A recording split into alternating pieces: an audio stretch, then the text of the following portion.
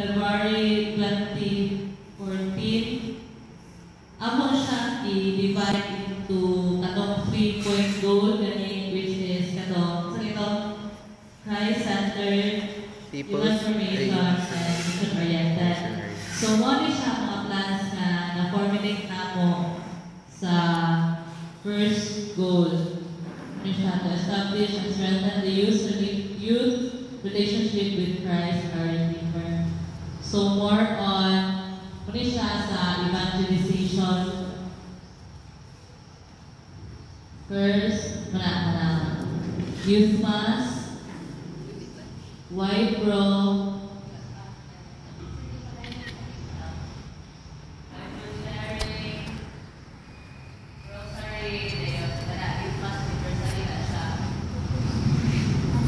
sa youth mass o ay supposedly kaning nga mga activities under goal 1 kanin mo regular activities, pero ang napursura namo is kanira sa ang youth mass o ang white bro. Groupings para for evaluation or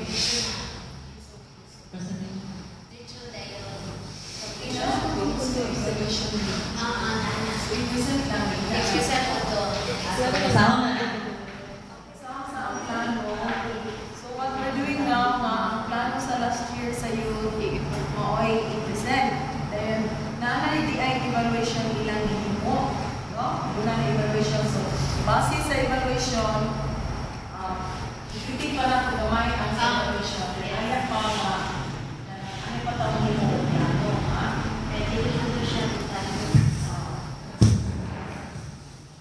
Sige. So, youth mass, every third Saturday. So, ako na rin siyang ikuan na sa bike area ni mag-youth mass since ang mga batanon, dili sila dili makaanitanan. Kay kuan ko na, ang schedule na kay 6:45 PM, gabi na siya, nalayo po sa ina. So, muna area base na mo. The responsible person, core group, muna siya yung coordinating team, dayon, band ng PYP, ang band, o ang worship committee or evangelization. The next is white pro. Ay, ano yung youth mass existing pero bago namin niresume ani kay na kuan mo nahunong siya kay nabisi niya itong sa ligoy itong film fest. Then next is ang youth praise and worship. Nakapin na ba mo white pro din sa youth praise and worship. So existing siya po ni Sharon every first Saturday sa Sikap, pero ako na rin siyang i-try o reach out sa mga areas po. Dayon, Bible sharing, wala na siya na-implement sa core, diri sa core group, pero ang ubang areas na Bible sharing, na dyan sila. Then, rosary, wala siya kita. Dayon, youth mass anniversary, last February 21 pa? Basta third Saturday sa February last year, nag-celebrate ng youth mass anniversary. So, mauni siya sa first goal na natong sa Christ Center, then the second goal sa para human formation to provide opportunities for personal growth.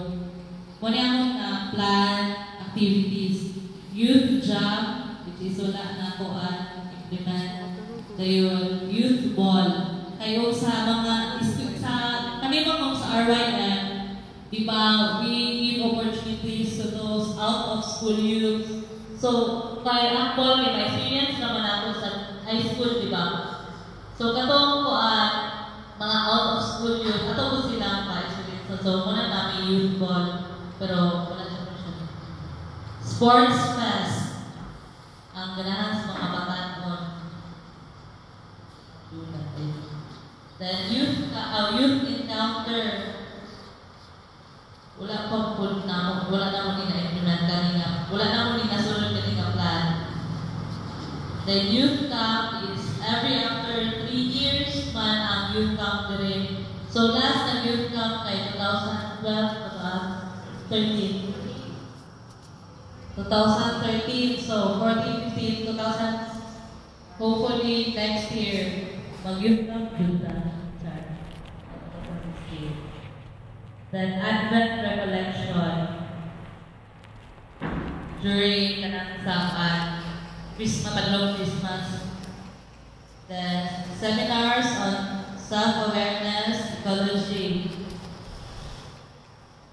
Muna siyang ibutangan ng buong link kay wala mang muli kuan kanang wala bitaw kay may resource person or kuhatag mo kanang kami mismo mo hatag og ecology seminar simply kami mo apil og seminar kanang link mi sa mga outside nga mga organizations kanang focus sila og kanang sa ecology. Then retreat o bago ra katong sa Buhagan with Father Jude last May, end of May. Dito nag-retreat mi sa Buhagan, side B. The Christian Leadership Team Building Seminar. Ano sa to? Remember na ka? Murag, naka-leadership training ka, pero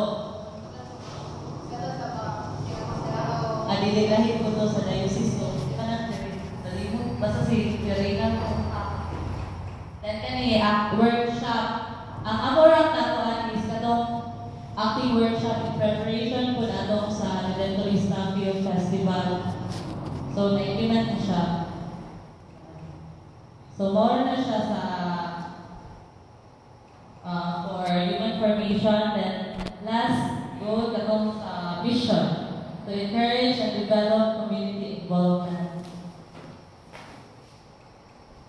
Kanig sa mission po, relate na siya sa linkages ng activities. So, muli siya mag-candle selling, palm selling, every candle selling katong sa Black Saturday o katong mga Holy Week, All Saints, All Souls Day. Then, palm selling, kung sa palm Sunday, kaning photo chocolate sa during sa night mornings. Then caroling, wala may caroling. Then outing after passion kay every Holy Week mo kabantay mo kita na ganun mag-enter ninyo. Ay kita. Ang mga youth sa atong parokya kay place sila atong passion prize kani dia. So nakuha na siya na isip pasalamat nila mag-outing after youth outing. So, wala siya Christmas party, napugoy cosplay party. Na-inspire ko din silang Jaya. Cosplay. Then, yung monthly meeting, follow-up meetings, passion, area mission. Naka-area mission ka na? Gamay, no? Naka-area mission ka gamay? Gamay.